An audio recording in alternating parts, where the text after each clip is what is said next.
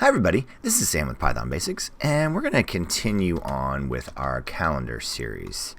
So if you're new here, thanks for joining us. This is what we do. We take one subject and we expand upon it. So alright, we're going to be looking at the weekday header function. So okay, let's just look and see what it does. Help calendar weekday or week header. Alright. Return header for a week. So okay, format header width. So okay, let's just see week header width. So it's saying let's do width 1. Okay, cool.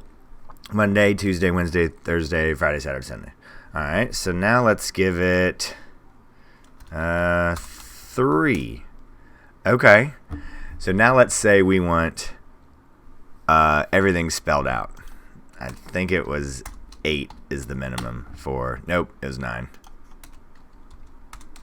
I always can't, there we go. So that is how you can get a string with all of the weekdays printed out.